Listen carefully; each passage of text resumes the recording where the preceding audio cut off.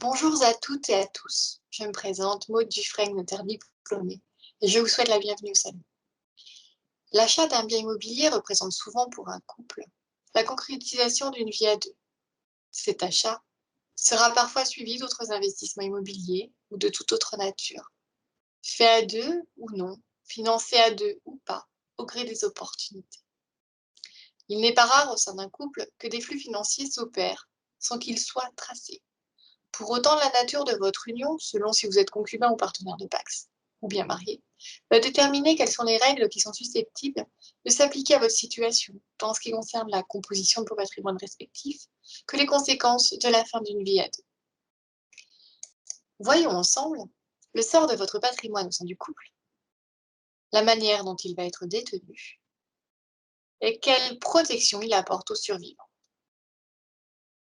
Le couple peut prendre trois formes distinctes: l'union libre, le Pacs, le mariage. C'est faire un choix social, juridique, économique et fiscal. Ces différentes formes d'union peuvent être classées de la plus souple, le concubinage, à la moins souple, le mariage. Concubinage étant néanmoins la forme d'union la moins protectrice, là où le mariage est le plus protecteur. Si vous êtes concubin ou partenaire de Pacs, soit vos patrimoines sont parfaitement distincts, soit ils sont imbriqués en totalité ou en partie, et donc en indivision. Ce sont les dispositions légales, couplées aux conventions que vous pouvez avoir prises entre vous, qui vont décider, qui vont régir qui possède quoi et qui peut faire quoi. Comment se répartissent vos biens au sein de votre couple? Eh bien, en trois poches, trois masses distinctes. Vos biens personnels à chacun et parfois des biens indivis, notamment en cas d'acquisition à deux. Les dettes se répartissent également en trois masses. Les dettes personnelles à chacun et parfois des dettes indivises. Comment se répartissent les pouvoirs?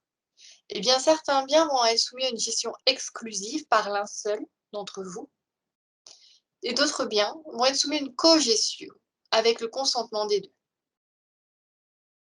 Qu'en est-il des époux? Eh bien, ils sont soumis à un ensemble de règles matrimoniales qui vont régir à la fois les rapports entre eux et les rapports des époux envers les tiers. Ils sont d'abord soumis aux règles du régime dit primaire qui s'impose à tous les couples mariés et qui apporte une protection toute particulière au logement de la famille, auquel s'ajoute le régime matrimonial choisi. Ce régime matrimonial choisi va déterminer qui possède quoi, qui peut faire quoi, qui engage quoi et qui récupère quoi. Les époux peuvent choisir un régime séparatiste, séparation de biens, participation aux acquêts, le tout avec ou sans société d'acquêt. Ils peuvent choisir un régime de communauté, une communauté réduite aux acquêts, une communauté de biens meubles et acquêts, une communauté universelle.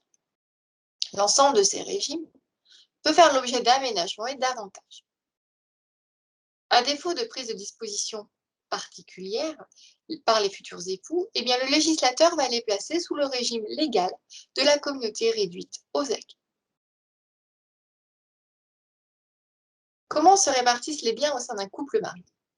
Bien, en régime de séparation des biens, on retrouve les biens personnels à chaque époux, voire des biens détenus en indivision. En régime de communauté, on retrouve parfois les biens propres à chaque époux et des biens communs. Les dettes se répartissent également en trois masses. En régime de séparation des patrimoines, on retrouve les dettes personnelles aux époux, voire des dettes indivises. Et en régime de communauté, on trouve d'éventuelles dettes propres à chaque époux et les dettes communes. Comment se répartissent les pouvoirs au sein du couple? En régime de séparation des patrimoines, on a des biens soumis à une gestion exclusive par un seul des époux et des biens soumis à une cogestion nécessitant le consentement des deux époux. Dans un régime de communauté, on retrouve ces deux modes de gestion auxquels va s'ajouter une gestion dite concurrente. L'un ou l'autre des époux aura les pouvoirs sur ce patrimoine. à l'occasion d'une séparation, ce sont les règles de votre union qui vont déterminer les modalités de répartition de vos patrimoines. Les réponses patrimoniales vont donc être apportées par le législateur. Pour autant, ces dispositions générales peuvent ne pas correspondre à ce que vous auriez souhaité à l'origine de votre union. C'est pourquoi il est nécessaire d'anticiper une éventuelle désunion et de prendre des précautions avant que le dialogue soit rompu. Si votre couple traverse ensemble toutes les turbulences de la vie, alors l'un d'entre vous aura à affronter la perte de l'être cher. Selon les liens qui vous unissent, le survivant peut ne pas bénéficier d'une protection suffisante. Conjoint survivant est héritier de par la loi. Ce n'est pas le cas du partenaire de Pacs ni du concubin. Le conjoint survivant ne supporte aucune fiscalité successorale. C'est la même chose pour le partenaire de Pacs s'il est légataire, c'est-à-dire s'il profite d'un testament. En revanche, le concubin, même légataire, ne peut pas prétendre à une fiscalité avantageuse. Le conjoint survivant voit son logement protéger sa vie durant. Le partenaire de Pacs profite d'une certaine protection sur son logement, mais temporaire. Là où le concubin ne peut prétendre à aucune protection.